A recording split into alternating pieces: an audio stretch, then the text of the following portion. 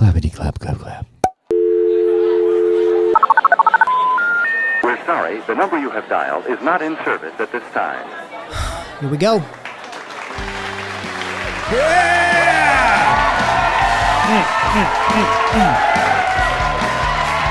That's right. Welcome to the show. Got the news here. Got a big one tonight. A few drinks going. Got a surprise for y'all tonight. I dig a good surprise. Tonight we are going to have our second interview, so get ready. Ladies and gentlemen, welcome to Late Night, Daytime, Day Grind. Wherever you are, whenever you are. However you are, whoever you are, all of those introspective thoughts. All right, let's just get straight to it. We have a guest tonight, Brandon, a.k.a. Albi. You're cutting it, what? I want him to come in with some music. All right, that's fair enough. I want him to hear the music. That's my bad, man. Keep it going. We got Brandon.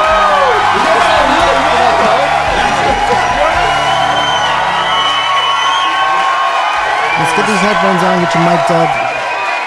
We got him. Blown away by the studio, dude. This studio's Hell yeah, best one in late Take night. your time, let me just play the music for you. The audience doesn't need to know by now. Yeah. So this is the There it music you is. miss. When you saw us just dancing with the headphones, this is what the people get. without, yeah, that would look kind of silly without the music. Now I get it. It's just for you. It's just for you. Everybody in the live studio audience also has headphones. Yeah, they do. It's a, what do they call that? Yeah, the audience. Oh, what is Put that your called? headphones on. Yeah, Silent disco. Silent disco. Yeah, silent disco. Hell yeah. Yes. Well, cheers, That's man. fun. Welcome. Cheers, Thanks, me. dude. Cheers, Yeah, the thanks for moose. having me. Yeah. Woo. Thanks for having me, boys. Hell yeah. Oh yeah. Quite the setup you got going on here, dude.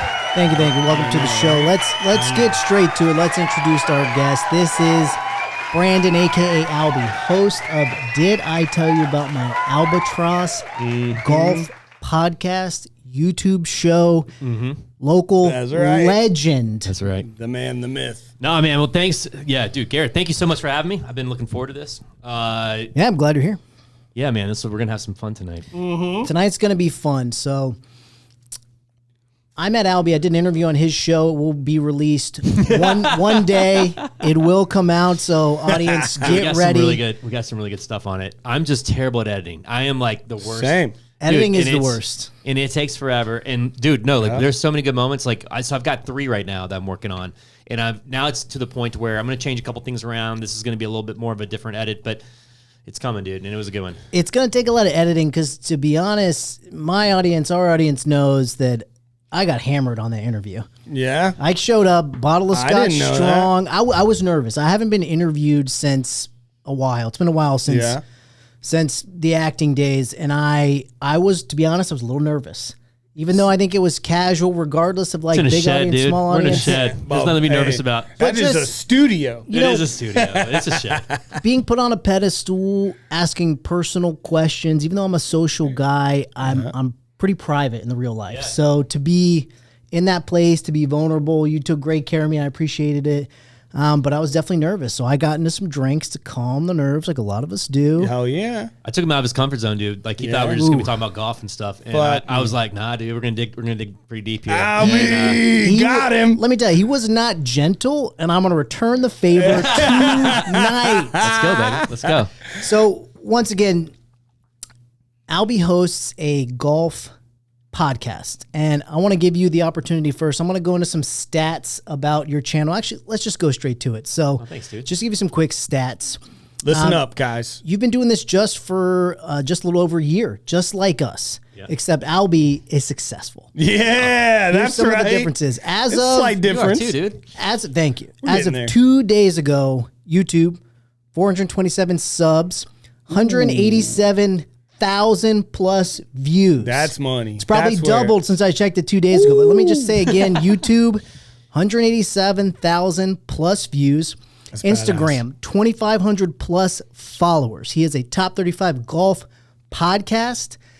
And we're just excited to have him on the show. We appreciate your man. time. Hell yeah. Thank you for all those kind words. Yeah, man. No, it's It's great to be here. So one thing that I noticed you do on all of your shows, and you always say, everyone's heard this. But I got great news for you. Please ask me, dude. No one in our audience that I know of knows your story. Oh, why did you start a podcast? Get on over here, dude. Come on. Dude, so I love telling this story, Cole. Yes. You've heard Yes. it. Yes. But no, have you heard it? Now, I have heard it. I've heard almost all of it. I stopped because as I was going through, I noticed a part of your Spotify I was listening to where it said once you hit a certain amount of subscribers, Yes, all right. you're no longer allowed to talk about it. So then I didn't go back to it because I was like, I'm hearing that shit live and direct. I love it. All right. Yeah, maybe that's why we've only got, that number and not millions yet. But yes, maybe people are just really nice and they don't want me to stop doing it. No, man, tell it. Speak your all truth. Right. So here's the deal. I love telling the story, Fuck yeah. but yes, the year's 2020, member golf tournament, Tampa, Florida. My buddy and I, last hole, 18th hole, it was a shotgun tournament, and we finished on a par 5. It's called Pine 1 at Carrollwood Country Club. All right. I hit a good drive. This was crazy because I was all over the place that day. I had no business hitting a good drive, but it was down the middle. Ooh. We were excited, and it was deep. And we get there in 247 out. Now, my buddy and I, we didn't think we were in it still, but we were still like, let's just try to get an eagle, dude. Play your game. Hit my 3-wood, and it goes in. Now, we had two buddies for an Albatross, 2 on a par 5. We had two buddies. That's not even the crazy part. We had two buddies waiting for us at the green. Andy, better known as Sea Turtle, on our show, and we also had this guy, Nick was down there as well. And they said, "Dude, did you hit a good 3-wood?" And I'm like, "Yeah." They were waiting for us to finish because they went. Mm-hmm. So I'm like, "Yeah, it was like the best 3-wood I ever hit." And he was like, "It went way over the green." So I started looking for this thing, can't find it anywhere. Can't find it So wait, anywhere. dude, I didn't hear this part. So did they know? Oh, And they were saw just it going. messing with you? They saw it going. Got him. Dude, Yeah, it was you better keep looking in those bushes. I think it's over there. Hey, at for least like- pull out the camera to get your reaction once you found if out. they would have pulled out the camera, we wouldn't even it would have been. That's the thing. I don't have it on camera like Matt Sharp or anyway. So So let me, for our audience, in case they don't know golf, I do the golf that's true. show. Yeah, Who knows? yeah. So par 5 means you get 5 shots. An Albatross is scoring a 2 on a par 5 or a 1 on a par 4. This is extremely difficult. Most average golfers score over par. Random statistic I learned from Albi's channel. 1 in 600 million, right? Of a chance. So okay, that's true. We figured out the odds. I hired a data scientist. I'm gonna get to it. So Keep going. Sorry. So Continue one in- with the story. Yeah, so 1 in 6 million is an Albatross to get a 2 on a par 5. Period. Oh, okay, 1 in that's 6 million. like the going. That's like kind of what everyone says. Okay, now I was like I started looking for this ball. Can't find it. After a minute, I'm like, dude, where the hell is this golf ball? And they're finally like, and then one of them was like, dude, it went in the hole. And we lose our mind. It's crazy. And that's still not the crazy part. We go in and turn our scorecard in, and they're like, oh, going into that last hole, you were 3 shots back at the lead. So with that Albatross, walk-off Albatross, you ended up tying for the win of the tournament. Now, we do a Calcutta. We so dude. What's a Calcutta? So Calcutta is a gambling thing. It's a gambling thing that basically you do at your club, and you bid or you auction off your team. So my buddy and I were on a team together. And the night before, they will auction off the team. Now, we bought our own team, which is kind of, if you believe in yourself. My buddy didn't want to, but I'm like, let's just do it. Believe. Yes. So, dude, we won like thousands of dollars. Like, I mean, a couple, but we tied. So I want to be clear because the guys that I tied, they give me shit. Whenever I see them, they give me so much shit over. They're like, dude, you tied for the win. You didn't win it, which is true. That's a W. And let me just reset the stage in case our non-golfers don't get it. This is for a tournament, an entire tournament. 2-day tournament. 2-day tournament, multiple rounds, literally the last hole. Golf is 18 holes, in case you didn't know. On the 18th hole, Albi needed to score that 1 in, what's the stat again? 1 in 6 million is an Albatross. Now, where I hired the data scientist is to figure out what the odds are if you were 3 shots back in a 2-day interesting. tournament to go to tie for the win. That's why I wanted to hire a data scientist. And he came back with the number, and that's the 1 in 600 million. There it is. So, I was like, come on. I thought I knew it. 600 million shot to win / tie. We're going to say win because we do what we want at late night. The tournament. That's a win. Fuck The that. tournament. Only one team had an Albatross. So, yeah, dude, I thought I was going to be famous. Like, I thought immediately Scott Van Pelt, SportsCenter, and shout out to you, Scott. We're going to hashtag Scott Van Pelt on this one because, dude. He's a big listener. Dude, I'm going to keep giving this a shout because I should be on SportsCenter. I'm like, dude, so, I mean, to win a tournament, there's only one other. Now, there is one dude. I did a lot of deep diving on this. There's one other dude that did it. And this guy plays golf at the University of Georgia. And he has... We're Florida guys. Go Gators, go Gators. Well, go Gators for sure. My wife, my father-in-law played there. There my we wife's go. in there. Hell yeah. Big Gator fan. But he... That's the thing. He basically... yeah, I mean, he plays at University of Georgia, and I know he's getting free cars and stuff because I can see his NIL stuff. And I've asked him to come in here or like come on our show and like talk about an Albatross. But he has won to win a high school golf tournament in Albatross. So anyway, but those are the only two. Those are the only two. Those are the only two. But man, no, thanks for letting me tell that story. That's fun to tell. That's why you're here. That's fucking badass, man. I mean, this not is what's entirely. wild. You're also rocking it in the golf podcast world. Well, it's been fun. Well, and this is like what I wanted to talk about. So this is interesting. So a lot of the questions I want to ask for our audience to provide just some interesting value. We want to hear your story, but what I find really interesting and hopefully we can relate with you is why and how to start a podcast. And I find it interesting that it just to do any creative endeavor, anything on YouTube, podcast, you just need an idea. And I find yours to be so interesting. You took this moment, which was an amazing moment. We already discussed 1 in 600 million. And you didn't end on that moment. You decided to go further. You said, you know what?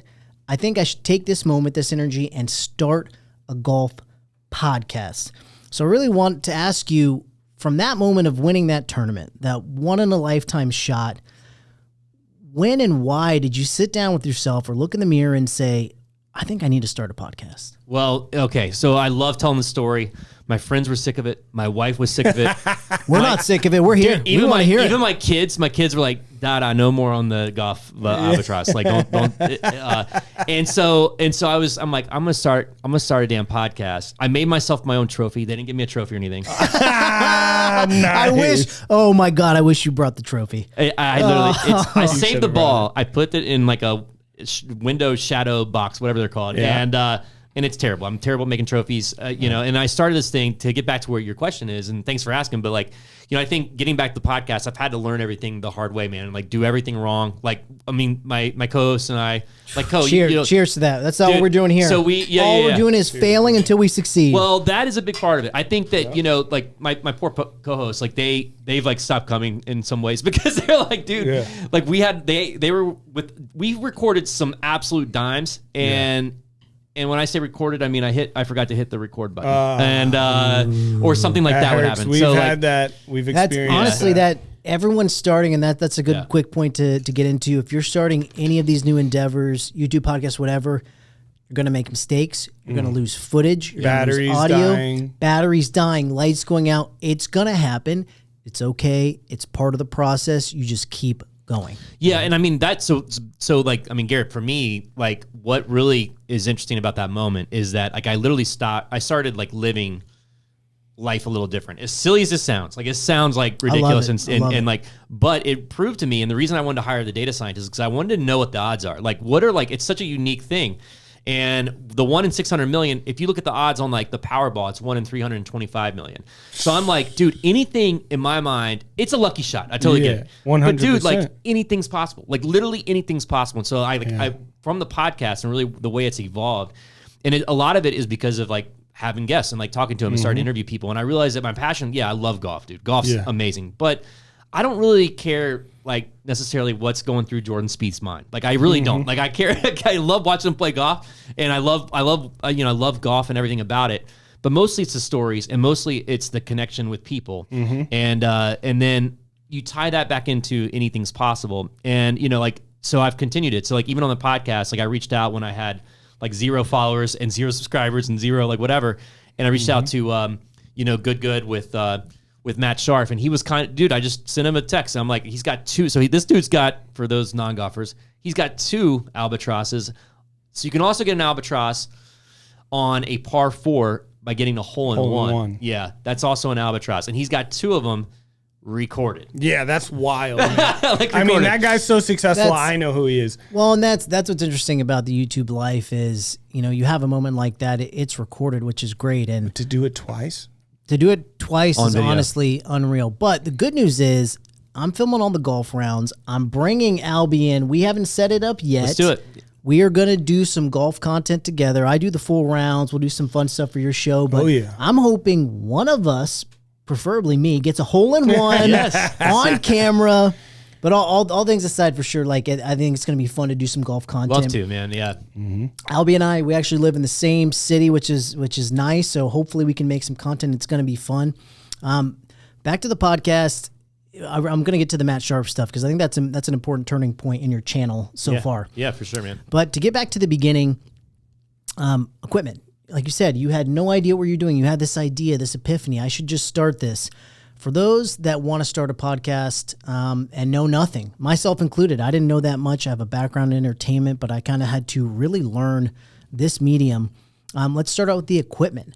How did you figure out what equipment to purchase? How did you research? Tell me about that process. Yeah, I mean, I tried doing it all myself, like truthfully, and I mean, I've got 9 to 5. I'm in sales, like I just didn't, and I've got 2 little ones, so I just didn't have the time. So I eventually hired someone to kind of coach me through it. And, Oh, really? Yeah, and so they and it was, it's something you could probably just do some research and. I'm sure you being like the kind of guy you are, you'll probably, for anyone that subscribes, send them a list of like some suggested equipment because I think that could be a Yeah, but there's no wrong way to start. So honestly, I didn't know that. So tell me about the process. How did Yeah, you and I find can someone even to help you. ask? Yeah. How did you find someone to ask when you didn't know? How did you even search that? Yeah, so like I found some of the. I mean, I tried to.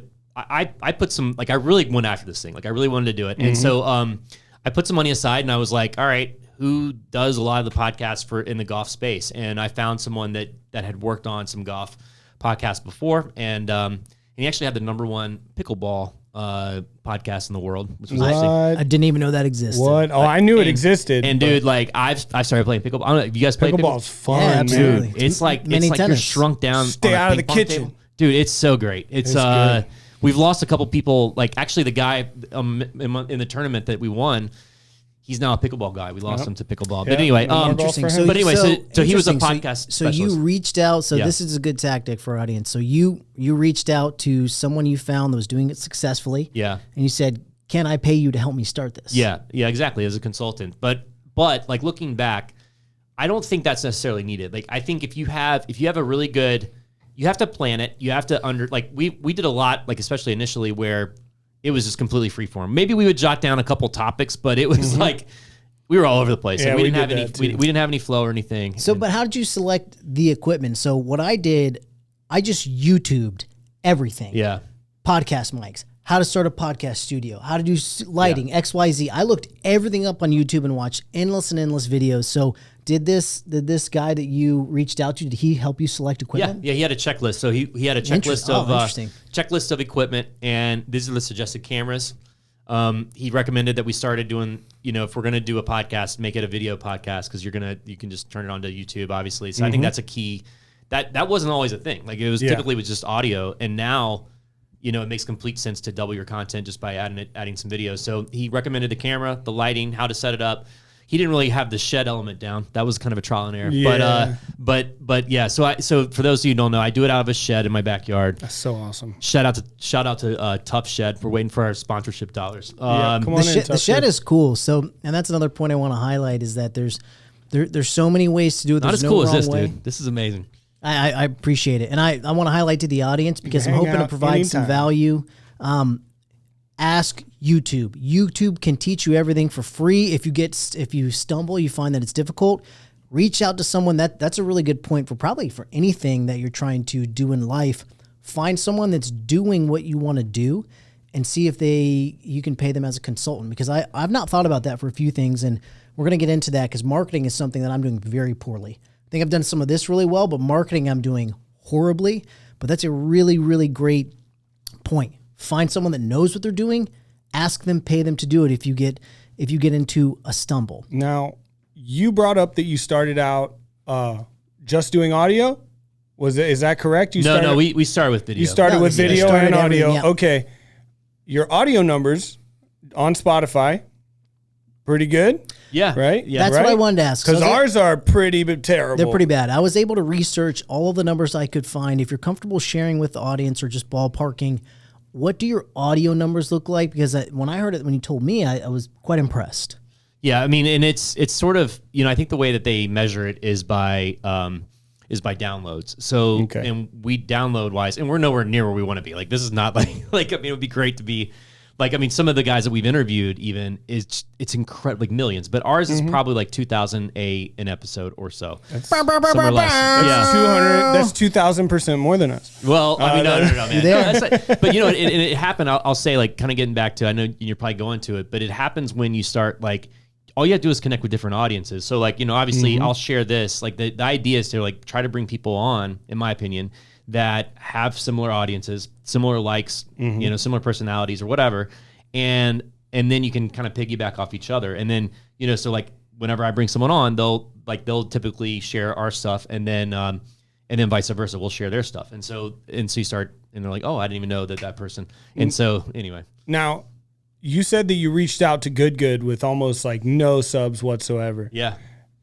How much of getting that go ahead to do it is riding on that Albatross? So, well, okay. So it's that feeling that anything's possible. And that's that part. You don't need to necessarily have an Albatross in order to have that feeling, but I do think you got to take your shot. So in the podcast space, at least in the golf podcast space, dude, it's amazing. Like, everyone is like, it doesn't matter what their followings are. Like, I'm absolutely going to do this for, like, I mean, I'm planning on continuing to grow, and like, no matter where I'm at, I'm always going to take the time to like give back, because they have absolutely done that for me and for our channel. And that's literally what you did for us. I reached out to Albi. Literally. Albi was kind enough to do an interview of me, and we're, of course, returning the favor and looking at some golf content. But I took the same strategy. I was like, who can I just reach out to try to do some interesting content with? And I saw that you were locally based, and I was like, okay, this is too strange. You have too many similarities.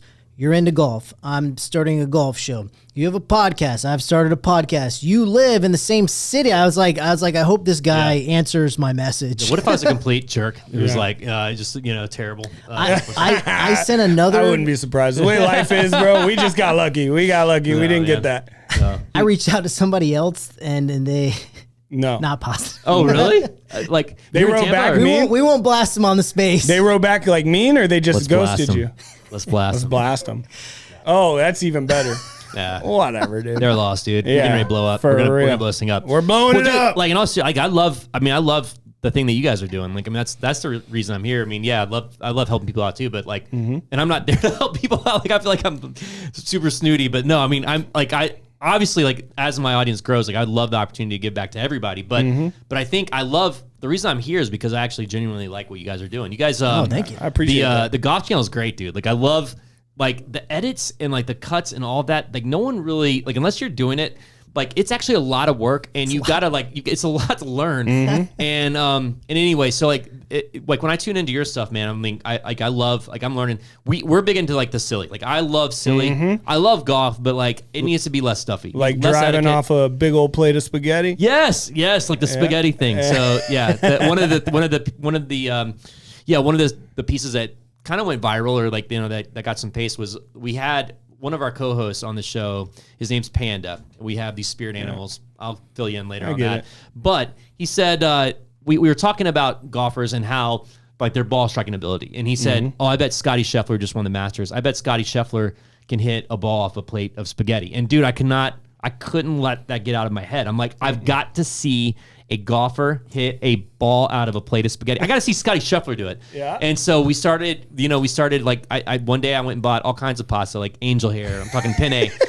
You have macaroni and cheese. You got all of it. Oh yeah. Look like a real bow tie lie right here. Yeah, exactly. And so then I just started hitting balls off pasta. And as silly as that sounds, and then I started going up to people. I'm like, hey man, I'll give you $20 if you can hit the green from here with, and yeah, they started doing it. Like, it was fun. But yeah, I love the silly, and I love the way that you guys do it. So I think incorporating some of, like, I'd love to learn a little bit about how you do the golf show. Yeah, I mean, I'm excited for us to start doing content with people. I'm going to reach out to people across Florida. Florida is interesting that it's kind of becoming a golf hub for YouTube golf. Bob Does Sports just moved down to Jupiter. Grant Horvat's based out of Jupiter. A lot of these guys are in Florida, not far from us. So we're gonna start creeping into their DMs, and we're gonna wrangle them in and do some content with them. I know we are. But it's funny. It's interesting force because them to do it. We're gonna. Yeah. Hold him down. the way that I've taken this.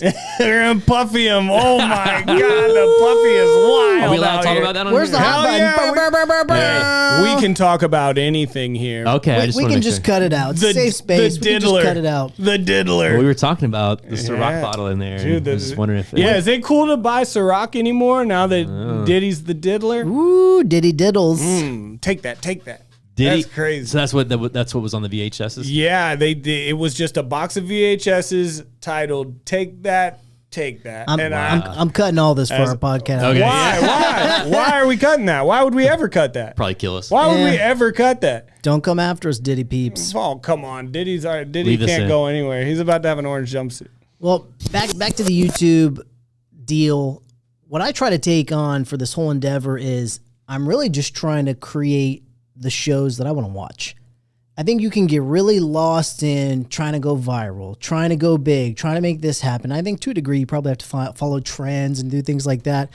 However, for longevity and as a creative professional, I think the only way you can stay sane is to try to make the content you want to consume.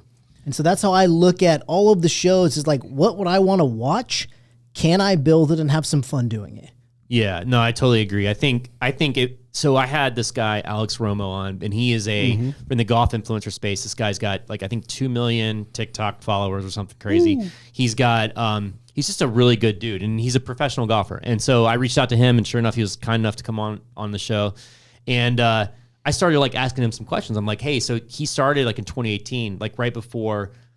Everyone was a content creator. Like there were a lot more, and he started growing an audience, and he grew it really quick. And he had a goal of getting 1 million followers, and he got that on TikTok. That's badass. But the problem is that he now he's kind of in a situation where he is he's realizing that those aren't like he actually prefers to make long form content, and like he actually has something to say. Like he's a really deep guy. That like the golf stuff, he like even realized like, look, man, what he started doing is documenting his journey and trying to make the PGA.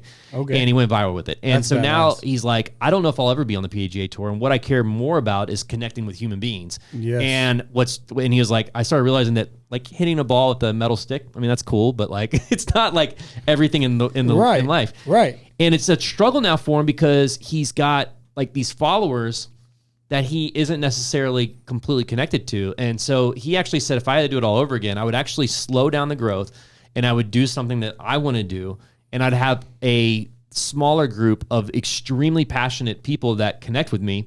Yes. And then that I can probably try to monetize a lot easier than monetizing, the opposite. So, well, and it's interesting because it definitely can happen that if you build an audience just to build an audience, you might find that they rely on the content that you're just creating to sustain an audience, not what you want to do. Right. I've seen a lot of creators fall into this trap. Good Mythical Morning. It's really interesting. You know who they are? They do a food podcast, and it's like millions and millions of views. Mm-hmm. And they've talked about it. They love it, but they do all these weird food things like, can you turn an Oreo into a burrito? All this ridiculous stuff, and that's what the people like.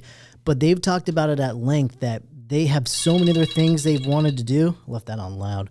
So many things they've wanted to do, but they have to keep doing what their audience wants because that's what pays the bills. They built an empire on it, and anytime they try to do some of these other endeavors, it can be difficult. Their audience doesn't always respond, and it's kind of, okay, are we making this content just to pay the bills like a normal job, or are we making this content to do why we started this whole endeavor to make us happy? Bit of both. It's kind of, it's a balancing act. It's kind of an interesting balancing act. Yeah.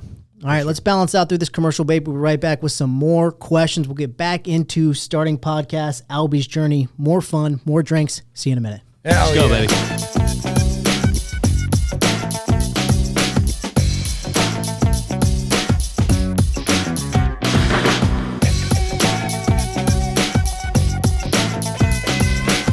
Thank you for the commercial break. Thank you for our sponsors. Welcome back to the show. We're interviewing the host of Did I Tell You About My Albatross?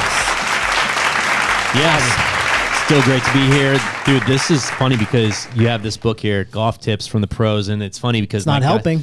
my guys, like I actually have a book in my, it's a swing eight. Like I'm like known as a swing eight guy at my country club, and like I've got probably 38 of them. I'm always trying to, and everyone makes fun of me about it, but I have a book on how to play golf, and it's so funny because my friends are like, dude, why do you have a book on how to hit a bunker shot? Or like, and I'm like flipping when things are really bad. Yeah, it's just nice to go to a book and read it. Hey man, it's nice whatever works. If you don't know, look it up. That's actually that's something I wanted to ask you. I wanted to ask both of you actually. We can take turns.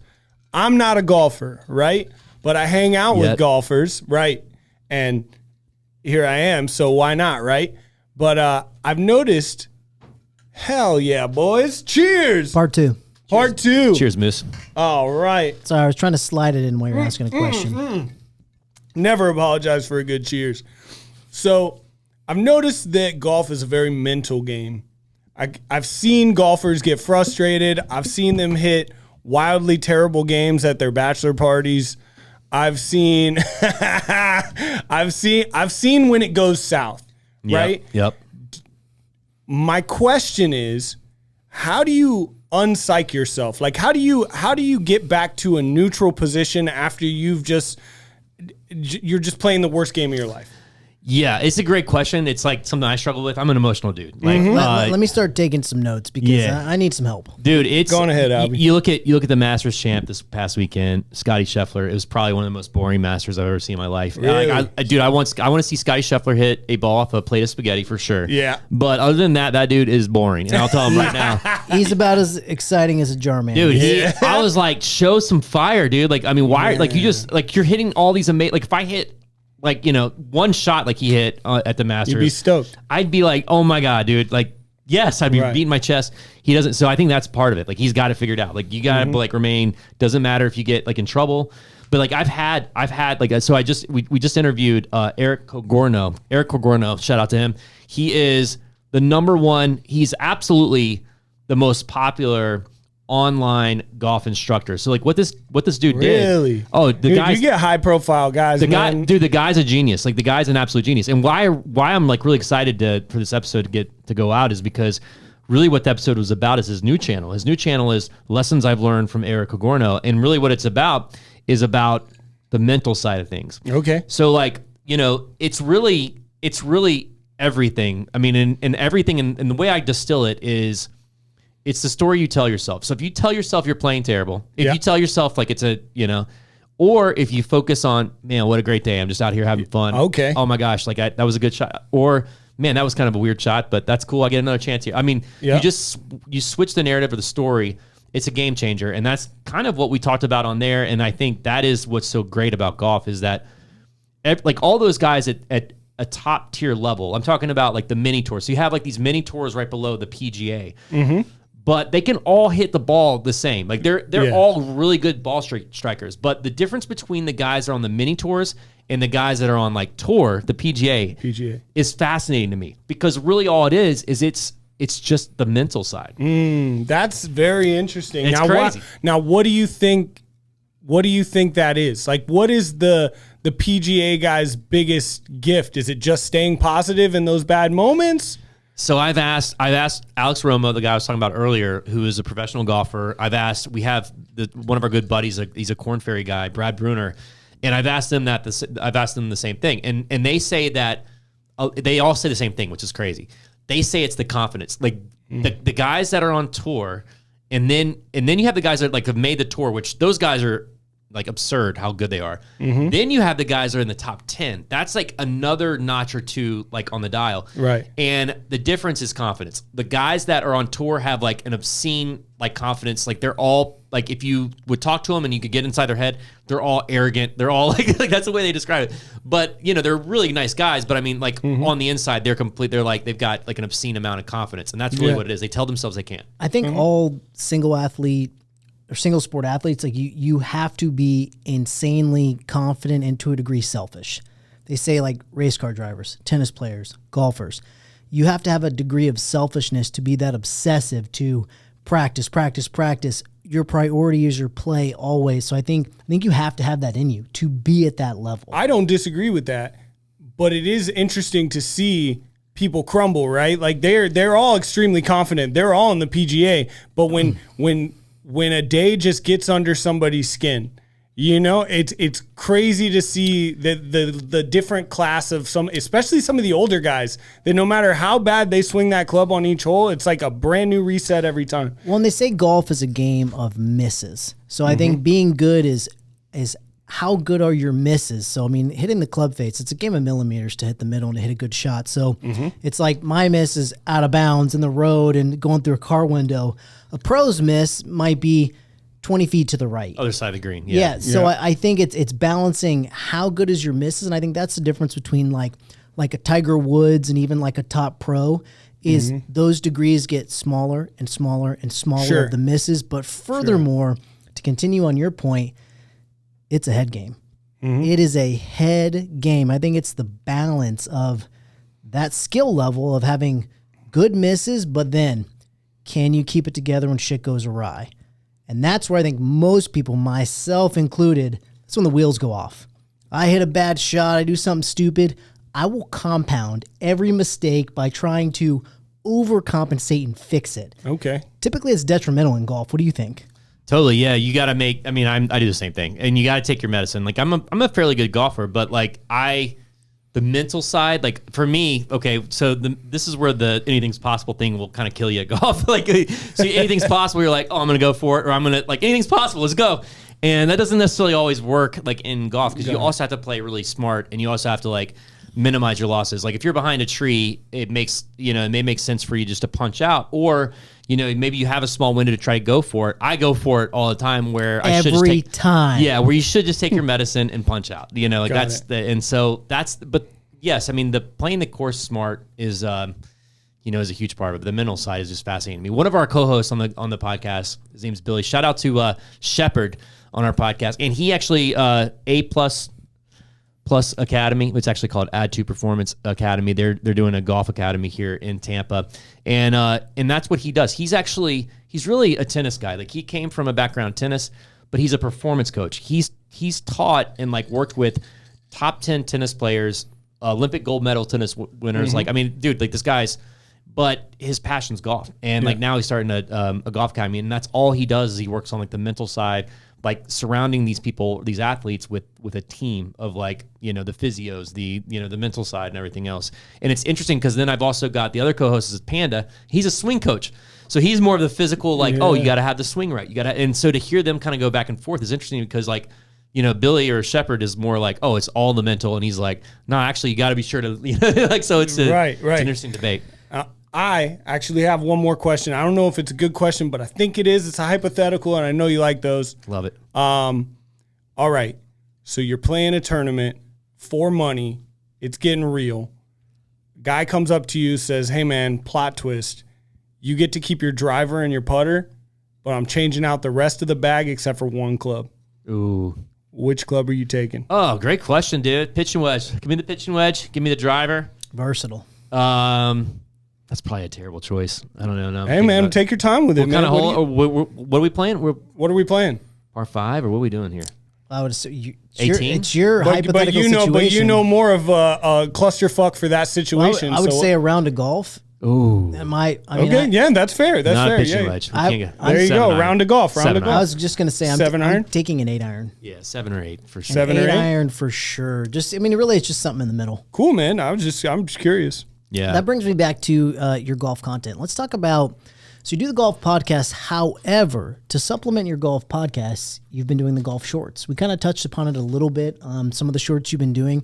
You've got some really interesting content where you bet Panda to play a par 3 with a stick. My favorite series that you're doing is recreating the shot that started your entire golf journey, trying to 16. recreate the shot. So YouTube is just the mystery of mysteries to me, the algorithm. I'm trying to crack it. We're all trying to crack it. I've noticed some viral success with your shorts. I want to ask you some questions. So far, your number one short is a clip from Matt Sharf asking him, that's the Good interview. To be expected. Yep, Good, one of the biggest in the U.S. for sure for golf, maybe everywhere. It's a clip about asking the shocking truth about high golf ball speeds. 47K views. The next one, number 2, what I want to go into a little more, the golf cannon attempt. 547 yards, golf cannon, 11,000 views.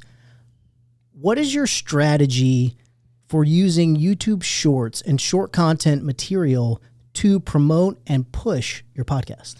Yeah, I mean, I think so that's another thing that's interesting because the shorts are like you can have. I mean, those are actually like I am proud of those two, but really in the grand scheme of things, like it's actually not even a blip on the radar. Like the shorts that really are like in the millions, you're like, wow, that is super successful. Even those people are probably getting paid like maybe $10 for like a YouTube's wild like that. Well, but what it does introduce the brand, and I think you can get your brand and like your tonality, your I don't know, maybe some themes, but you're really not going to be able to create a sustainable, at least this is my opinion, a sustainable audience on, you know, and I'm more of a long form creator. Like I love the podcast stuff. I love interviews, and I don't like, to me, I do the short stuff just to get people exposed to the channel. Well, I mean, you're preaching to the choir because the way I view the short form is basically commercials.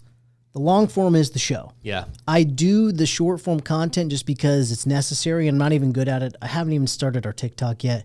Like we have the one for the podcast. I need to do one for the golf and stuff like that, but it's kind of a necessary evil. But in my opinion, so far, you're doing well. I mean, 47K is no slouch for a YouTube short. 11K is no slouch for a YouTube short. So what kind of tactics, I guess, in general, and this brings us some other questions I want to go into because marketing is important in this racket. For you in the podcast in general, I know you talked about some paid services. You talked about what you've been doing to improve your growth. This is something that I don't think we've done that well, that I think outsider looking in, it seems like you're doing great. Your growth is amazing. What are the strategies and tactics you're employing to improve growth through marketing? Yeah, I mean, marketing is, you know, I mean, that, like, I've wasted a lot of money doing marketing the wrong way and kind of now stumbled upon, like, you know, we have found some things that have worked. Well, what's the wrong way and the right way? So since people watching are trying to start a podcast clueless, what have you done that hasn't worked and why, and what has been working? Yeah, the stuff that doesn't work is, like, you know, basically trying to figure out, like, the viral hook or whatever, and of, like, what's popular right now, and then trying to piggyback on that. To me, that's never worked in the golf space. Like, I've got to be more genuine. I've got to be more, like, you know, so, but, and then also, like, little clips, you have to be really, there has to be something to grab the attention of the subscriber or the viewer immediately and then throughout. So, like, the first second or two, and then again and again. Like, there's a guy that does it, shout out to Jerry Carey. We were just actually talking about him, and he does a really good job of, this guy's a caddy. He'll go up to someone, oh, this guy's perfect, and he'll walk up to him, and he'll be like, hey, man, if I can be your caddy today, and if I can get you a par on the first hole, I'll give you a new golf bag. Yeah, you're watching that. You got to see that first hole. You got to see that. You want to know what happens. And this guy, and by the way, he walks up to him in, like, a municipal golf course that, like, has no, like, these guys have never seen a caddy. They don't even know what a caddy is. Right. And they're like, I don't know, man, I don't want a caddy. He's like, come on, I'll give you a free golf bag. And they're like, okay. And then he gets their story along the way. So it's that initial hook of, like, is this guy going to say yes or no? They say yes. Then he goes right into another hook. Hey, man, so where are you from? And, like, and he starts asking him questions, starts learning these random people's story. And then he also says, okay, so here's what, and then he's like, he does the caddy thing. What is this guy going to do? Is he he's a 27? What's your handicap? 27. Okay, this guy's terrible. So he's going to probably, but you know, then the camera's like, is he going to hit a good shot? Like, I mean, it's just a suspense. And I think that's the difference of, like, your viral content creators and, like, people that, like, put a lot of stuff out there, but it doesn't really resonate because there's not the hook. It's not interesting. Right. I think with social media currently is pushing, like YouTube, TikTok, everything, the short form, they're pushing it out easier than the long form. So I think you have to, like, whether you like it or not. All I want to do is long form, but I think you have to. So, I mean, you've been doing the same thing because I think your series, like it or not, they're bringing viewership to the content you want to make. The piece that has gotten, I'll tell you this, the piece that has gotten the most views. So I have, like, you know, this was just something I did silly. I love silly. Okay. Like, that's my favorite thing. Golf aside, I just love being silly. I have an Apple Vision Pro. I actually have it over there in the bag. I brought it tonight. Apple Vision Pro. I wanted it to work. And I took it on a golf course, and I'm pretty sure I have the world's first birdie with the Apple Vision Pro. and it's obnoxious. Now I went when the golf course was closed. No one was around, but everyone has absolutely lit me up over this thing. Like talking about like I turned the comments off on Twitter. Now it's got 10 million views. It's got 10 million views. What platform is it on? It's on Twitter of all things. I've got like 120 followers, and then on Twitter. So I don't have Twitter, so my research has failed. No. Because I thought the Matt Sharp was your greatest, was your biggest push, but I had no idea. Say the number again. Yeah, I'll show you the number because it's so silly, dude. The reason I'm going to show it to you is it's so silly. So look at this. What you tell them? 9.5 million views. And is that monetizable on Twitter? No, that's the thing. It's not. No, with the best part. 9.5 million. So it's me basically playing golf. Now this particular one was with me playing golf with 3 buddies, and I just tossed it on. Like I'd finished the hole early. I went and like there was no, but dude, everyone's been lighting me up on like, oh, if I saw that guy on the golf course, I would absolutely hit into him. Like it was all negative stuff. Yeah. But it had a lot of views. Let me ask you this. That's so silly. Have you put it on YouTube yet? Yeah, and it got nothing on YouTube. Yeah, so that's interesting. So you're across multiple platforms. Maybe that's one recipe for success. I want to ask you a question, but very briefly, what platforms is your content on the list? Yeah, I think the one thing about shorts, it's really easy to do. Like if you have the long form stuff, which you do a really good job with it. You can repurpose that obviously and chop up the little these little scenes into shorts. I think that's a great way to get to multiply your product or your content. And then yes, I'm across YouTube Shorts, Instagram, Twitter. We're on TikTok. What else are we on? We're on Reddit. Like Reddit actually got some pretty good ones. Reddit's good. And then we have a website, and then I do whatever I can to just get the brand out there. So I have a question. That's wild. So you're across every platform that you can think of, and I want to get to your question for one second, but I wanted to ask, even from the time that you interviewed me, which was maybe a month ago, to now, your YouTube subscribership has quadrupled. I don't know if you're aware of this. You're around a little over 100 when you interviewed me. Yeah. You're over 400 now. And I'm sure your other platforms are just up and up and up. So what do you think has pushed that? So, okay, I've tried a lot of different things. And for me, a couple things. One is you got to be consistent with the content, which I'm actually struggling with, right now. We got a lot going on. My wife and I are buying a house. Like this is life gets in the way, right? Yeah. So it's like, but you got to be consistent with the content. And then you've also got to, the other thing is like we ran a contest. We gave away we gave away a Vessel golf bag, which in the golf world, it's a really high-end golf. These guys aren't sponsors. Like I just paid for it and gave away. I wanted to ask you about that. I saw it. That's your most recent short. We're giving away. We're going to give it away on the show tonight. Did I tell you that? Nah, it's actually in the car. I'm going to go get it, and we're going to give it away here. Yeah, fuck yeah! That was exclusive. Thank you, Albi. Yeah. That was the whole thing. I wanted you guys to pick. You're going to pick the winner tonight. Fuck yeah. But yeah, but that helped a lot. Like I think, and that's really where I want to go with it. Like because what's going to happen if you just do it for the contest and then people are going to drop out of the contest. First of all, we're going to do multiple of these things, and we're going to have one going all the time, because what it does is it's a homage. Is that right? Homage. I think it's probably homage. I think the H is silent, but we'll take it. I like homage. Hey, can I ask a question? Why they make that? I've never heard of an H being silent. Like when did that start happening? All right, so homage to Mr. Beast, who he's made a pretty good living off of giving stuff away. He's done okay. Mr. Beast has an interesting tactic that he goes over quite a bit. One of the things I obsessively studied before and during starting all this was how people succeeded. Mr. Beast continues to invest in his own program constantly. So let's say he makes $1 million. Oh yeah, he spends $980,000 on the next video, the next video, the next video. Right. And that's an interesting strategy too. And I want to highlight for our audience that you're taking a very, I'd say, challenging but impressive tactic. You're purchasing out of your own pocket, your day job, a product to subscribe and give away to your viewership and fans.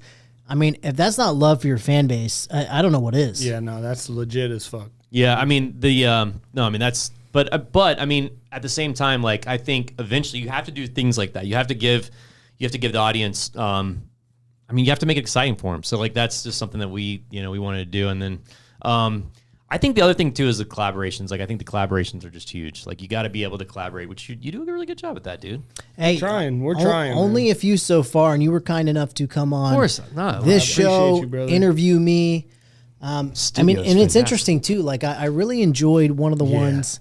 Legit. What's up with that bear over there, by the way? Oh, that's the bear. I said he should be here. Can they see that? They can't. Even They see can't see it, but I'll clip in a photo of it. This going on is there? a piece of art. It is a bear with a no, not a bow tie. A bear Chicago with a Cubs? tie riding a scooter. Well, Vespa. What's that circle thing? It's just a symbol. I forget who Target the artist is. logo.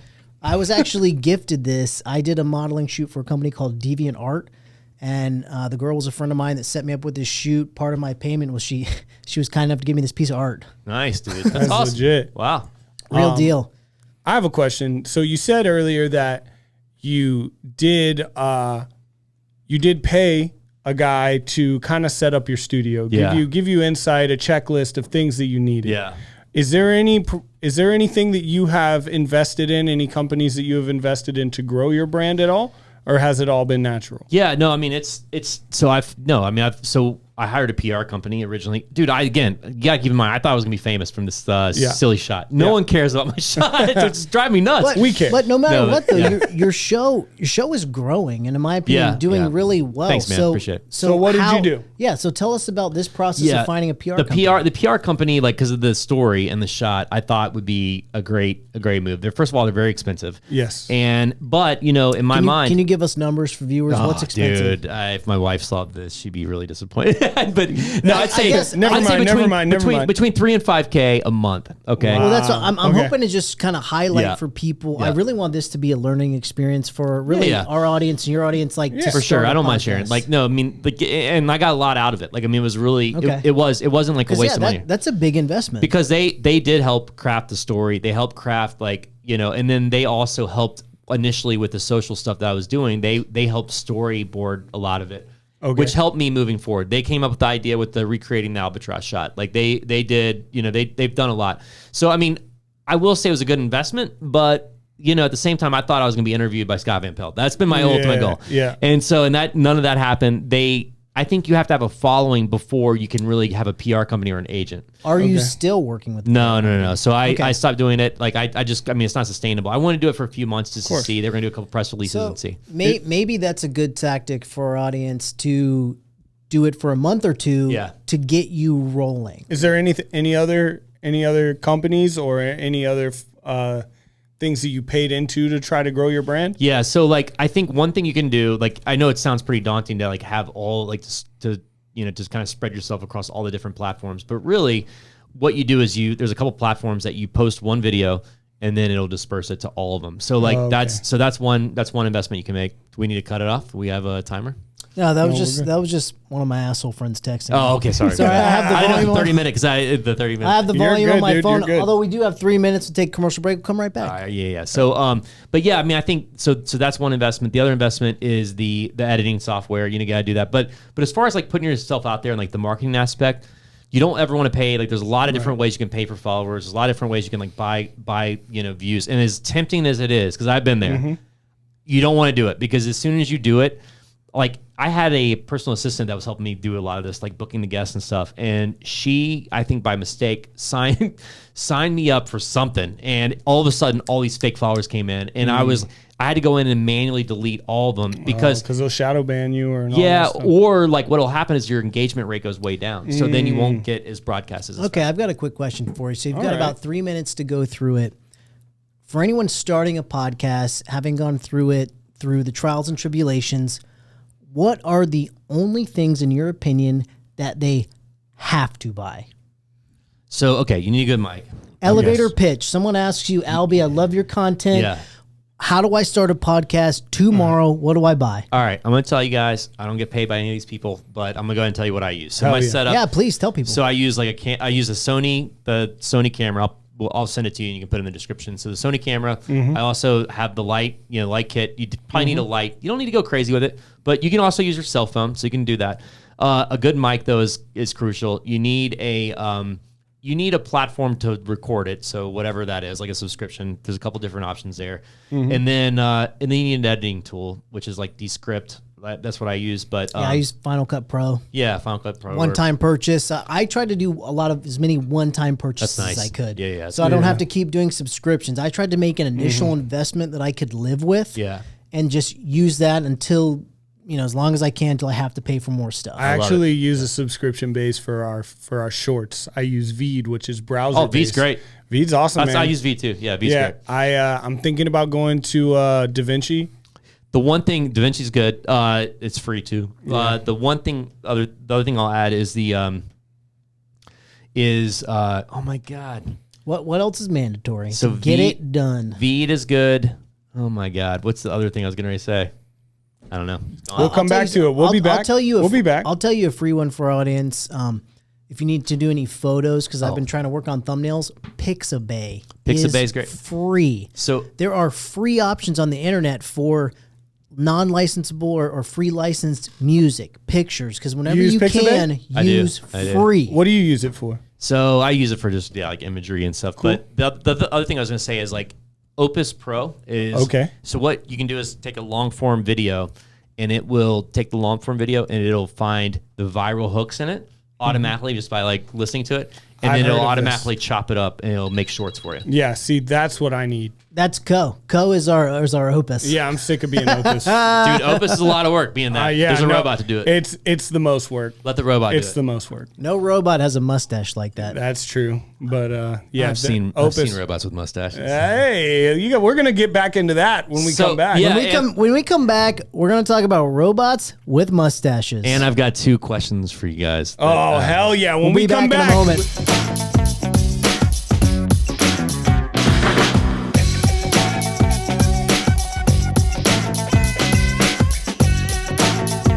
Thank you for the commercial break. We are back with part 3. Thank you, sponsors again. Albi, our super host.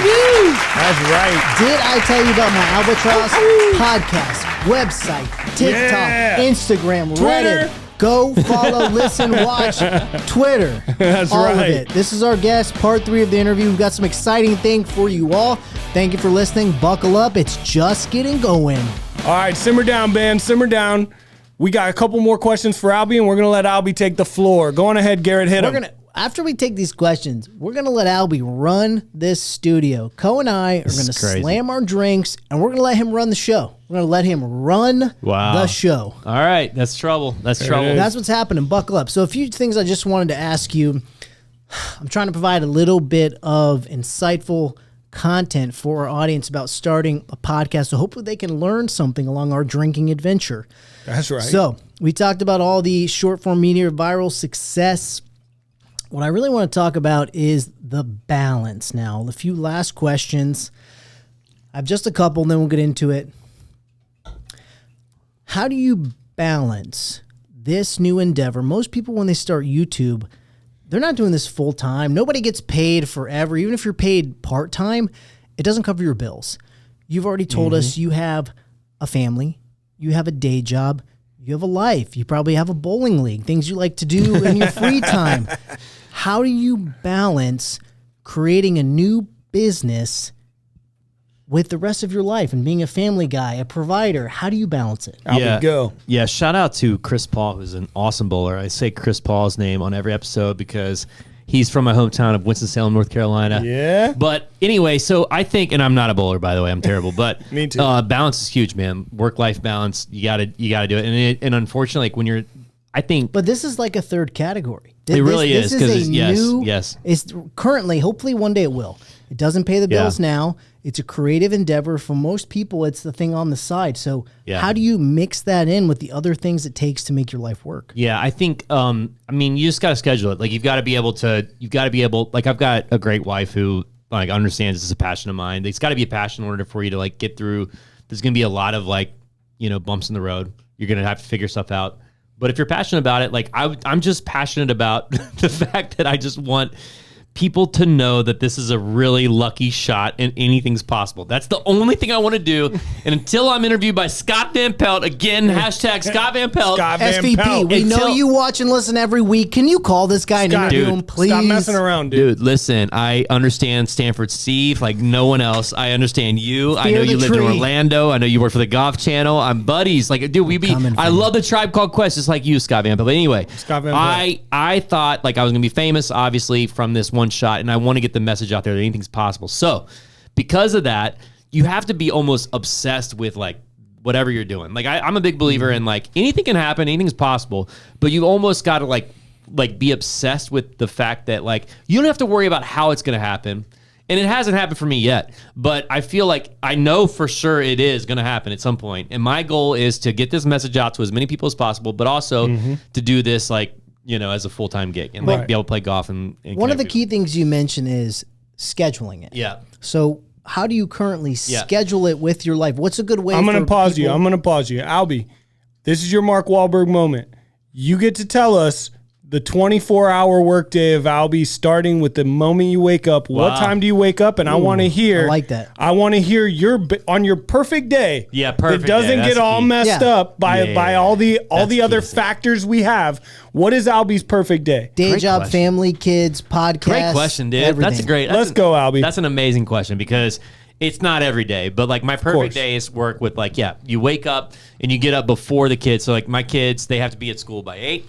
So we're up by 6. I'm trying to knock out at least an hour worth of, like all the stuff that you have to do, like, kids' lunch, all that stuff, all that, getting them ready for school and stuff before they even get up. And then if I have a little bit of time, I might work on the podcast. But more importantly, I work on like, my regular day job, like set up my day. Then take them to school. We come back. I come back. Then 9 a.m. comes around. That's my regular job. 9 a.m.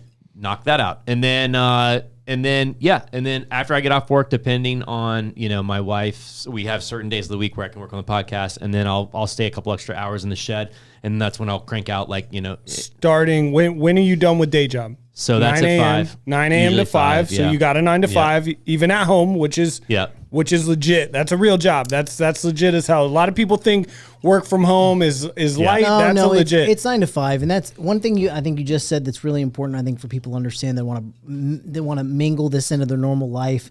You have days scheduled with your wife. So like it's already been a discussion that you'd agreed that she knows, okay, these 2, 3, 4, 5, whatever days a week, she knows you're working on the podcast. And I think that's a really great point to bring to the audience. Because compromise. Joint calendars, dude. Well, you got to compromise. And then got to have a joint calendar. It's not a fight every week, every day. She already knows, okay, Monday, Wednesday, Friday, Albi does the podcast. And I think that's something that people can bring to their own life. If you schedule it and make a balance, that it is possible. Yeah, it's totally, well, you got to schedule whatever you're doing. Like I'm a big believer in that. But she's good that way where she's like, okay, if it's in the calendar, it's in the calendar. Now, it's bit me a lot where she puts stuff in the calendar and I'm like, damn, that's in the calendar. I can't mess with that. But I don't want to do all that. Yeah, it's not worth that. All right, 5 p.m. But 5 p.m., then, all right, if it's the day I'm working on the podcast, I'll work on the podcast. I'll like reach out to people looking for interviews, looking for connections. And then after that, go in, do my kid thing for, even if, so I'll go in and we'll do dinner together as a family. Important. Yep. And then, nighttime routine. I mean, the kids thing is just a killer right now. Of course. It's great. I mean, it's a good trade-off. And then what we'll do is we'll put them down. They go down to like 8:39. And then from 9 to 11. Go time. Podcast. Yeah, back to the podcast. 9 to 11. But this is so scheduled. that's your editing time usually? That's my editing time. So yes, thank you. Yeah, 9 to 11 would be like the time I edit and get the distribution ready for the next day. Dude, that's a full day, man. You're only allowing yourself, what is that, 7 hours at the best? If you fall asleep right at 11, you just pass out right then, you're still getting like 6. I know, dude. Well, that's an extra work day. What I think people have to understand, if you want to go into this endeavor, I've learned it, Albi's learned it, Co has learned it, it really is a second job. It's a job that won't pay you for some time to come, but if you want to be successful in any of this, you have to treat it like a job. You have to schedule time.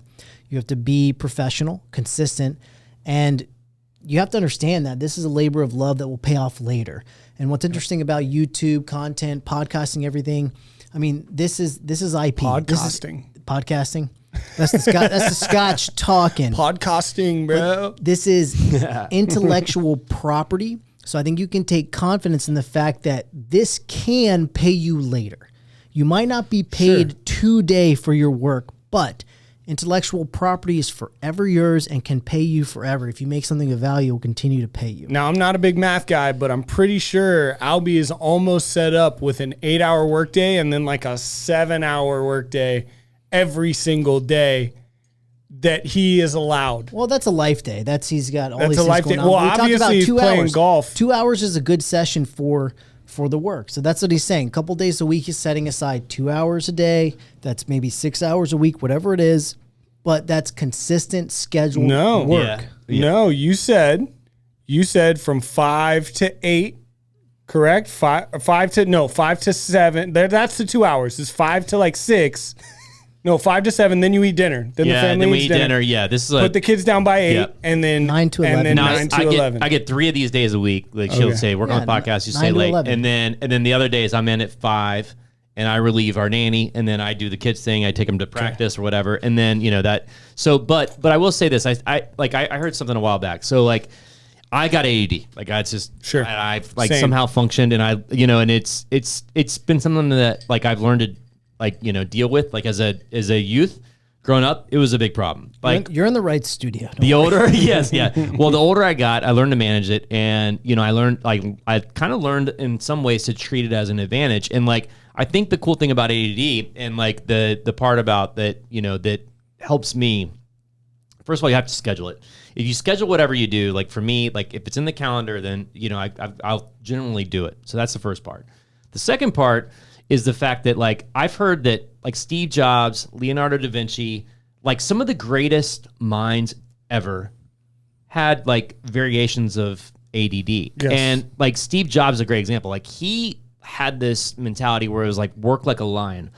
What that means is like if you look at a cow, they graze all day. They're just taking little bites of grass all day long and they eat all day long. All right. A lion will stalk its prey, attack it, kill it, and it's going to have a full belly for a while and it's just going to chill. Yeah. And so that's how you like, if you attack work that way, where you just get like obsessed with it and you absolutely go, balls to the wall, 100%, you do whatever you need to do during that little, spat of time, that's working like a lion. And what's been proven is that you'll actually be more innovative. You'll be more creative when you work like that, opposed to just gradual inertia. Like that's not going to work. I can dig it. So that's Great answers. This is some knowledge Albi's given us. Next question. All right. So once again, It's legit. Work like a lion. we are at work like a lion, y'all. Work Like a Lion. We're at just over 1 year. I want to sing that. You can sing if you want. Work like a lion, work like a lion, Like a lion. work like a lion. Work. These mics are great, dude. All right. So you're about 1 year plus. We're about the same mark. What are your goals and visions for your podcast and channel? You're at the 1 year mark. Some people do a 3-year plan, 5-year plan. You're at the point where the train is moving. Yeah. Coals in the fire. The train's moving. You found things that work. You found things that don't work. What are now, if you were to sit back and take a breath, take a moment, what are your goals for the future? 3 years, 5 years, 10 years, whatever you want to mark it. But having digested this first year, where do you want to take this business venture? Yeah, I want to surround myself with people, like-minded people. I don't know where it's going to take me, but I want to surround myself with like-minded people that are a couple things. One, creative, that are like they create content because they want to create content the way they want to create it, not because it's going to get viral or whatever. I want to create connections with people, and I want to be able to like get this message of anything's possible out. So what that reflect, like I always had I wrote it down. I mean, I literally wrote this down when I first started. I will interview Matt Scharf. I will be a top 5 golf podcast. You literally wrote that down? On a Post-it note. So you wrote down, I'll interview Matt Scharf. Yes. And you pushed it into reality. Dude, anything I've ever accomplished, including my wife, including my kids, including the house like everything I've ever had, it's because I wrote it down at some point along the way. I think that's a powerful tool. We've talked That's about that in a badass, few dude. podcasts. That's legit. About ways to success, things you can do. And I really appreciate you sharing that just the physical act of writing something down makes it more concrete, makes it more real. Yeah. For you to focus on something, that kinesthetic activity allows you to have something to focus on, to push yourself forward. And that's amazing that you've done that to success. You've made your ideas reality. Dude, so I will never forget, and I've shared this on our podcast, but so one of my best friends, shout out to Chris Curcio.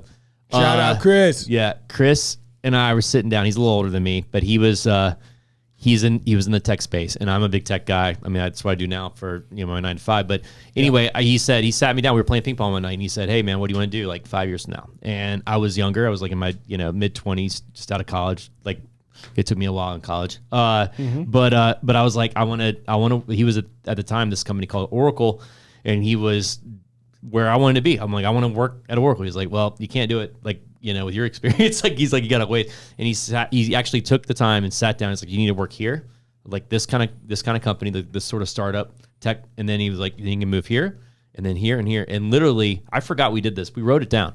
I forgot we did this, and my wife and I were moving into the house we live in now. This is like, I don't know, 10 years ago. And the final thing was, I want to work at Oracle or the company I work for now. And what's crazy is I accepted a position at the company I work for now, and I was already at the company he worked for when I accepted that position to come over. Wow. So like, it's just crazy because like, and when I found that Post-it note, it changed. Like, dude, I'm like, oh my God, dude. So yeah, write. You got to write it down. Like that's obviously very, and then, but one of the things was interview Matt Scharf and be a top 5 golf podcast. Now that's sort of changed. Like the thing that's changed for me is I'm not sure if it's going to be a golf podcast. I really don't, because I feel like for me, I want to get this message of anything's possible and like the rarity of things. Actually, like things that are amazing, like kind of crazy and unique, they happen all the time. You just have to have your eyes and ears open for them. Right. I think that's a really good point to bring to the audience, because the most difficult thing I think for anything like this is to start. Yeah. And you don't know where it's going to end up. I think it's good to have a plan and a direction always. However, you have to start, because that's the hardest part. You start this idea and it can change, and it might morph into something new, might become a completely different direction. But the act of having a little bit of courage to say, you know what, I'm going to put myself out there. I want to try something that I think can be good, and then be able to pivot along the way. But you put yourself out there. You started a product. Like you said, it might start with golf. It might turn out to be just to interview interesting people. You might be like the next Joe Rogan that just interviews people you find interesting. Who knows? But I think it's okay for people to understand that it might change along the way. And that's okay. That's absolutely okay, because you don't know where the journey is going to take you. But if you don't start the journey, it will never happen. Totally, man. Like well said. I think you got to be able to fail. Like you got to be okay with failing and like make it. Yes. Oh my God. I've got one more question for you to wrap up your interview before we get to the next part that you're going to take over. But I would like to highlight just the three of us real quick talking about failure. I think failure is an important part to discuss. I like the idea that failure is the first step to success. More often than not, people don't just find their way into success. I think you have to be willing to try something and fail hard, fall on your face, make mistakes, and then get back up and try something new. Because when you do anything new, whether it's YouTube, creative, podcast, anything, maybe a new job, anything, you're going to fail. And failure is scary for people, myself included. No one wants to fail, but failure is okay. It's part of the process. I don't think anyone that has ever succeeded hasn't failed. But I think that's something you have to really like take into heart and understand. Everyone you think you idolize at the top hasn't failed. No, they probably have failed their way to the top. So do not be afraid to fail. It's just part of the process. And I think it's also will make you stronger as you go, because it honestly can be tough. And the harder you fail, sometimes the harder it is to get up. But if you can just sit back and say, it's part of the process. What did I learn from it? And that's probably the most difficult part. What did I learn from failing that I can do better this time? And then just move forward. Dude, it's funny because I'm doing this right now with my daughter. She's 6 years old. Okay. And here's the thing. She is just like my little mini me, and like I love her so much. She's a golfer. Like I just love this girl. She's amazing. I mean, my son too. I love him.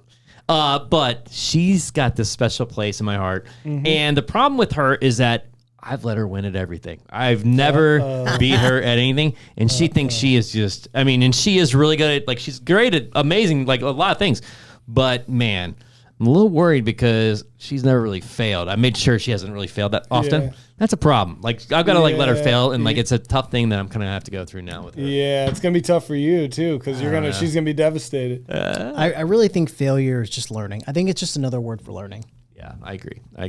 All right, so your first year, once again, this will be my final wrap-up question.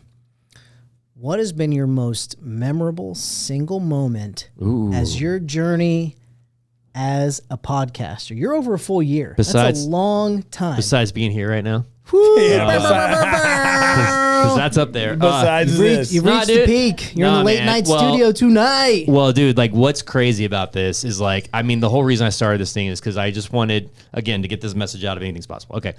But the fact that like, what's crazy is like Matt Sharf, I think that was probably one of the highlights. Like the fact that he came on the podcast when, you know, I had really no one following or anything. Right. And I mean, dude, they're at the top.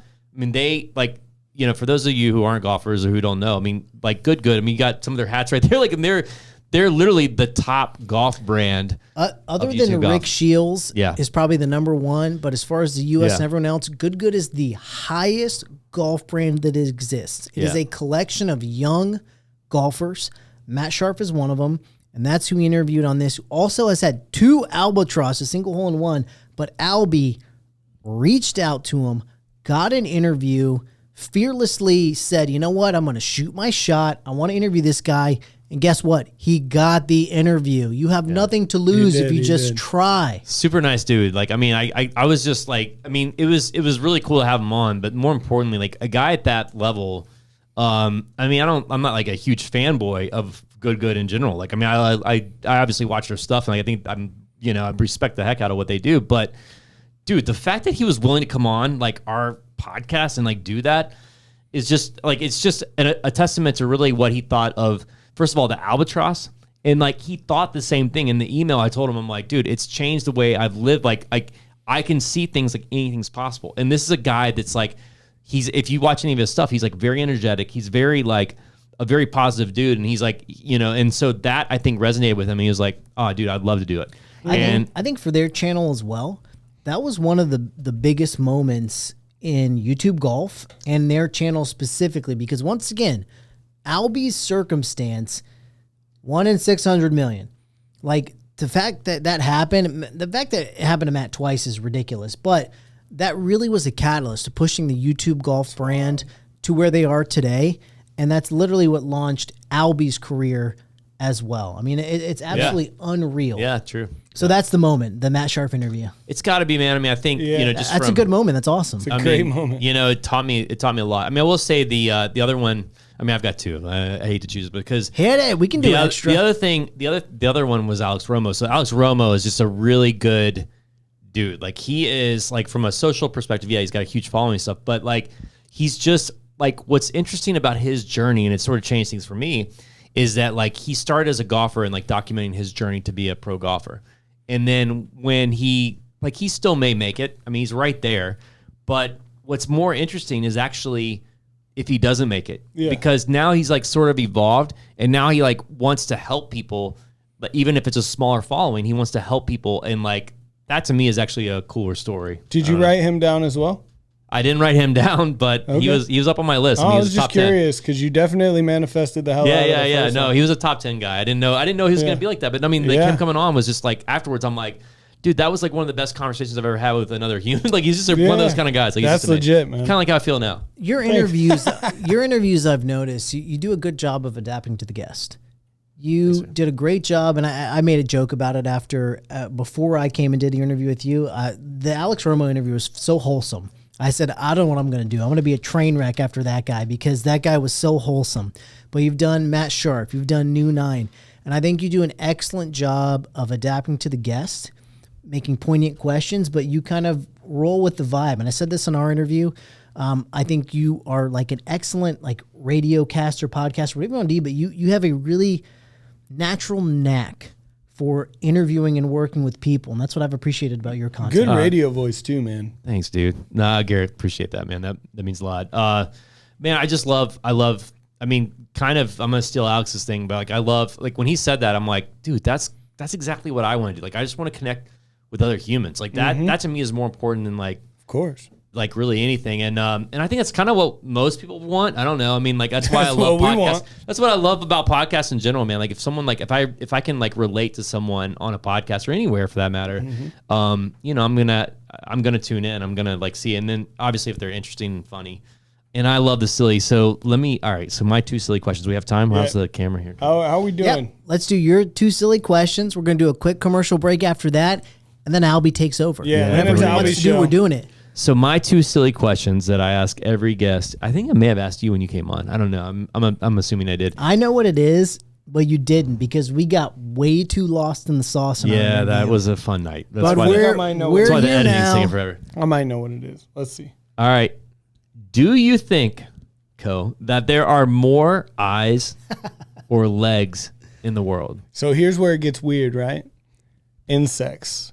Yeah. They have a lot of Did you they've say been insects? incest. No, insects. Insects. Wow. Insects. All right. I'm in with sex. Eyes and legs get all mixed up in Insects. sex. Insects kind of take the whole fish thing, the fish argument, and Right. turn it on its head because they all, not all, but typically Coast does the have, research on this one. We do our research. upwards of 8 legs. I mean, insects have a bunch of They're a legs, bunch of weirdos, those things. but Okay. they also can have numerous eyes. Look at a spider. This is not look at a fly. I know. A fly. That's 60? yeah. Eyeballs I mean, on eyeballs. right. So, What's your answer? man, It's tough, dude. I gotta go eyes because of the fish argument. The fish. But insects do make it a little weird. Insects there are a lot of insects, dude. Yeah. Like trillions. Right. That's what I'm saying. So the I number, agree. it's tough. But I think I got to agree with him. I So think it's just so the audience knows, like the question is, are there more eyes or legs in the world on anything that's alive? Thank you for clarifying. Yeah, because like I mean, and I go back and forth. I love this question because I feel like you can learn a lot about Right. someone on this one. And what's your answer? Eyes on the prize. All right, yeah. I was a legs guy at first. I'm like, oh, crabs, and then octopuses have tentacles. That's not not a really- leg. That doesn't We- count. It's it's not a not a leg. We leg. talked about it. It's not a leg. Yeah. No bones, dude. Yeah. All right. I've got actually 2 more if we have time. All right. do Can it. a human being eat a golf ball and survive? No, don't do that. Do not do that. And by the way, we're not condoning eating golf ball because that may kill you. And this is just hypothetical. Do not try this at home. Debatably hypothetical.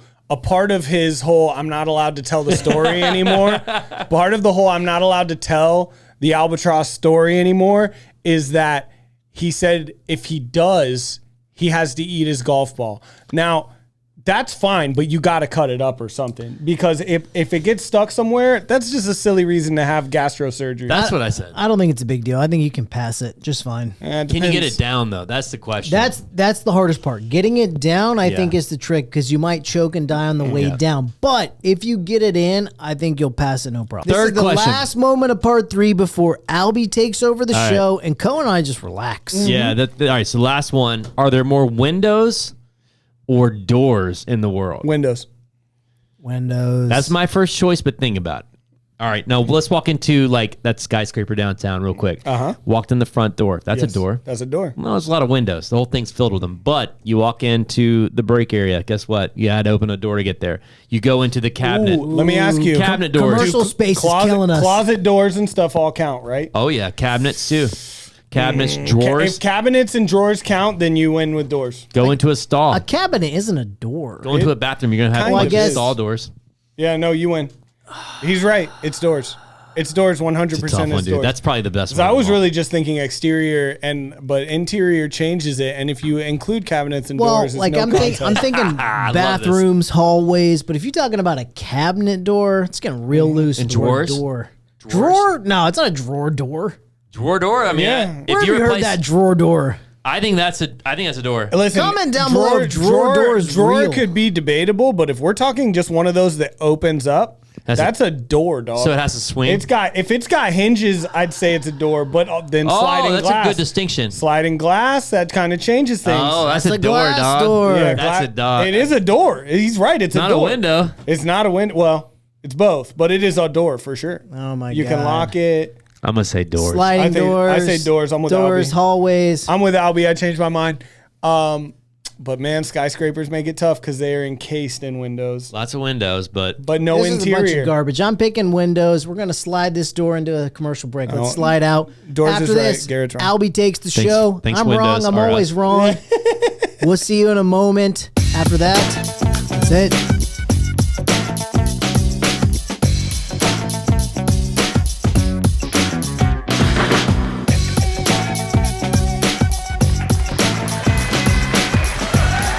Welcome back. If you made it this far, I forgot to change the camera battery, so it was only audio. That's on me. That's on Scotch. That's on all of us, but primarily me. Welcome back to video. Albie's going to take over. Clearly, I can't handle running the show anymore, so thank God someone is here to take the reins. Take the Welcome wheel, back. Albie. all right, I'll take this thing over. That's right. If there's anyone that can run this thing right into the guardrails, it's Brando. Hey, Brando. I'm so embarrassed that I let the camera die. I'm going to drink Albie's drink. It happens, dude. Enjoy that thing because there's a lot of good stuff in there. All right, here's what we're going to do. So for those of you who subscribe to my channel and our content, we were giving away, this was our biggest giveaway ever. And we're actually going to give away even, like the next one's going to be even bigger. It's crazy. Vessel. So, but yeah, Vessel is like one of my favorite golf brands. These guys, they do an amazing job with really everything. I've got their duffel, I've got their toiletry bag, I've got like everything. But their golf bags are exceptional, and we were giving away this for the Masters giveaway. I'm also throwing in a marker locker. Shout out to my marker locker guys. Shout out to my marker locker guys. There it is. They, yeah. So if you don't know Coke, like you're not a huge golfer. Yeah, but what's a marker locker? yeah, so this thing will actually, it will hold your markers in place. Like, so we have ball markers, right? When you play golf, yeah. you can put them right here. There's magnetic strips everywhere What? because it's a big problem. With And it's like actually a Looks locker, like, like looks like a little high school locker. little high school That's right. locker. Little, yes, exactly. It's like a little mini locker. Yeah. Exactly. So we had those guys on. It's an amazing product, amazing group of guys. And anyway, we're gonna give away one of those. Hell and yeah. then also a dozen Pro V1s, which is a golf ball. And this is all for the That's, Masters. for your reference, that's the best golf ball in golf. Yes, they're so good. And this is, the flag here is mine. Like, I'm not giving away this, but it was for the Masters, and it was for 2024 You Masters. will know that your bag once had a Masters flag Looks on good it. on Yes, camera. It's yes. not for you. It's not for you, dude. So it's the Don't- my Masters flag. It's all right. It's a free bag. You'll get over it. Real quick, did I tell you the Masters story yet? When I No. went, so we went last year with some buddies of mine. It was the first time I went. Last year, went for Monday practice round, paid an absurd amount of money to go. It was stupid, but it was amazing. We had some, like, we were actually, on the practice rounds, they allow you to bring your camera. And like, you know, Masters, they don't allow any cell phones or anything like that. But for practice rounds, they do. So we filmed a lot of like Tiger, and like, it was amazing. What? So Tiger was finishing the hole. We were on 18, and he was finishing the hole. And we were all like, we camped out there for a couple hours, and we knew he was coming. And my buddy looks at me, he's like, "Oh, dude, your shirt's on inside out." And I'm like, "What do you mean?" And he's like, "Yeah." And I was wearing Lululemon. Shout out to Lulu. Hell yeah! I got the joggers. And I'm like, "Damn, dude." I'm like, and then he was like, I'm like, "Wow, my shirt is on inside out." Like, I don't know how I did that. And I'm like, I'm gonna flip this thing around. So I'm at the Augusta. Like, now keep in mind, they have sent people to jail for, like, there's one guy story. This guy scooped up a thing of sand out of the bunker, went to jail, and fined $25,000. So like, for they our don't mess around. listeners, Augusta is the home of the Masters, Yeah, which they is don't mess the around. #1 golf tournament of the year in the world. This is the bougiest of bougie places. Yeah, if you don't know what the Masters is, man, like, I don't know what to tell you, dude. Like, I know what the Masters is, man. But I will say, so it's super bougie.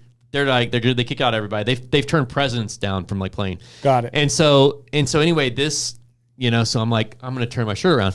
I take my shirt off. Now it gets stuck on my big head. Like, I've got a huge head, and I don't care if you're Lulu. I don't care if you're stretchy. It just got stuck. Now I'm shirtless at Augusta, right as Tiger is walking up to the tee box. And now keep in mind, we are front row center. Oh. We are front row center. There's like hundreds of people around now. And I've got my shirt completely off, my bare belly, and Tiger is walking up, and I'm like, Jesus, like, I can't believe this is happening. Anyway, I eventually put it back on, and this guy comes up to me after Tiger hit, and it was amazing, and we saw him and everything. This guy comes up and he's like, "Hey, man, I've been a long-term member here," and I'm like, "Oh man, everyone here has been amazing. This is great. This is my chance to play Augusta. I'm gonna like befriend this guy." Yeah. And he looks at me and he goes, "Yeah, I saw you back there with your shirt." He was like, "Don't do that again." You know, he told me, and I'm like, "Oh my God, this is the whole rest of the day. I've spent so much money to be here," and I'm like, "Oh my God, it's so weird."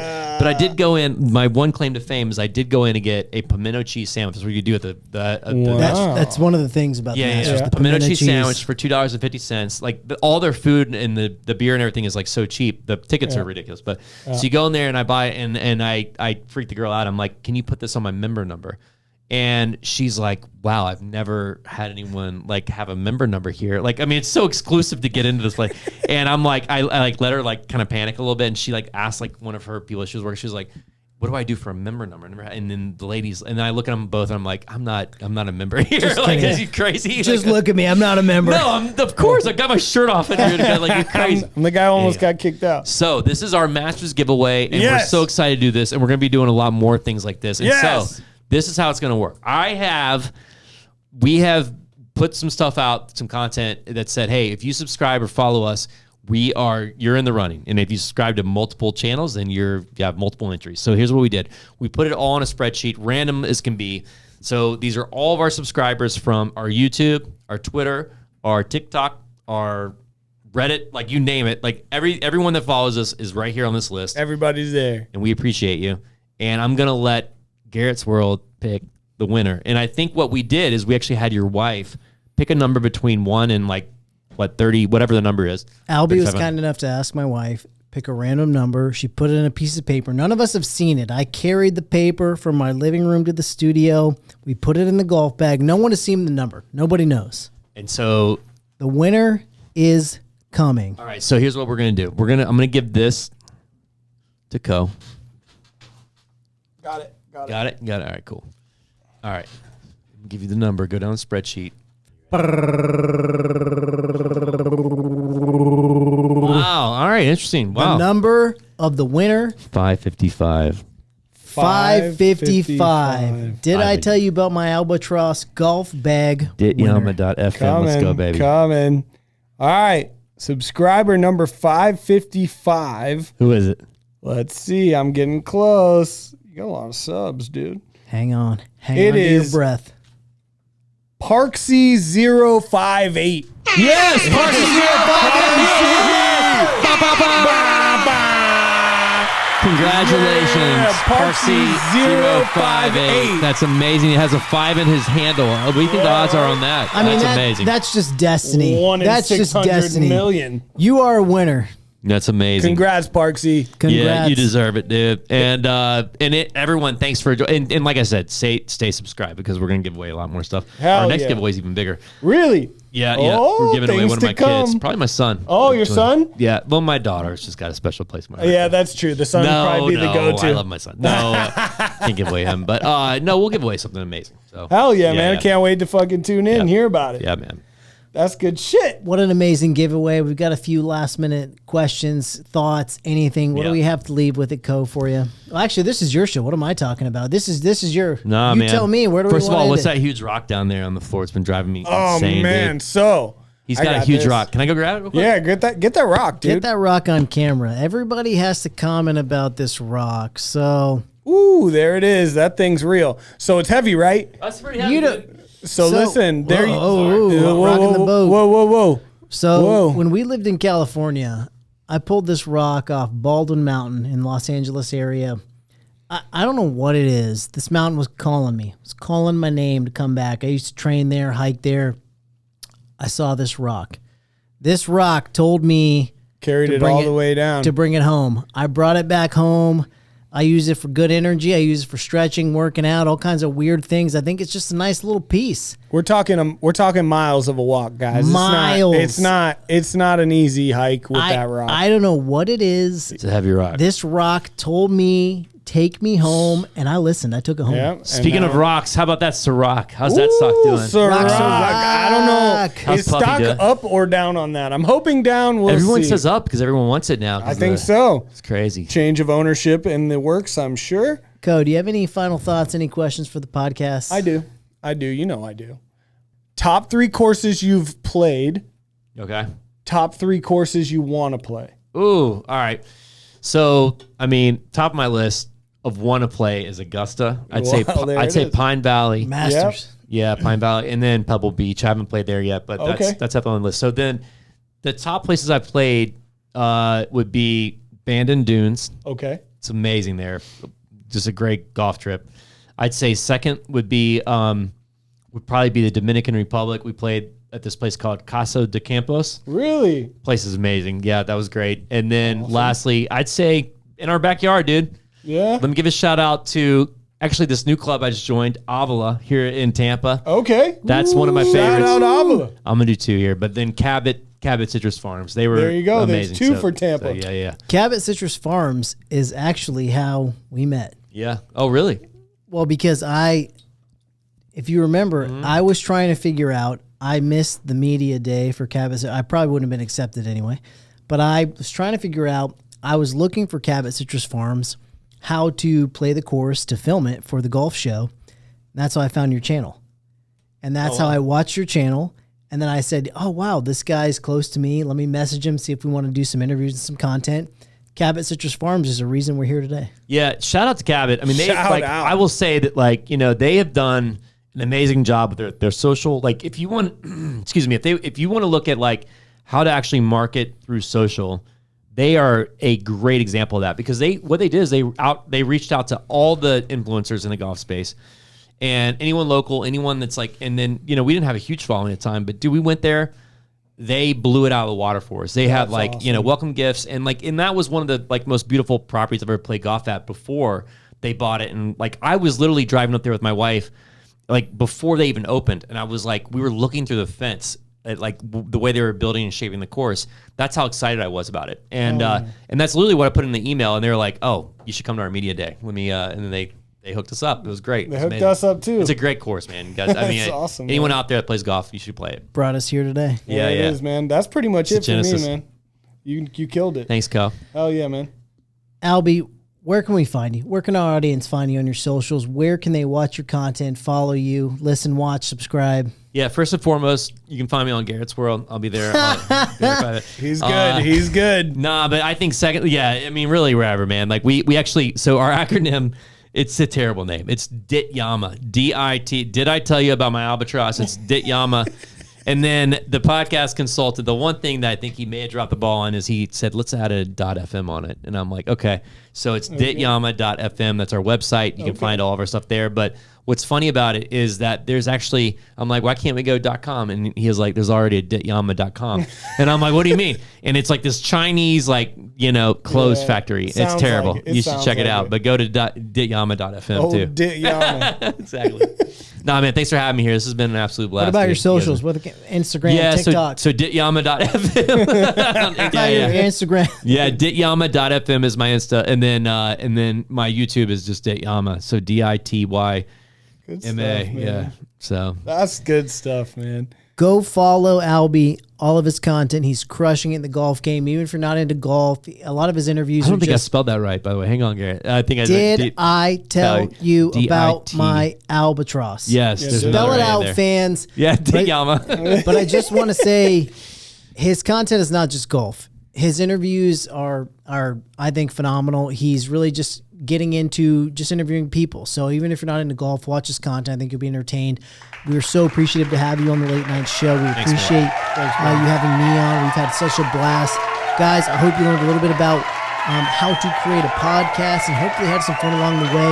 We've had a blast tonight. Albie, once again, we love you. We can't wait to see what we do in the future. Yeah, looking forward to it, man. Thanks, guys. Guys, have a good night. Let's do some music in the outro. Big Baby Brand.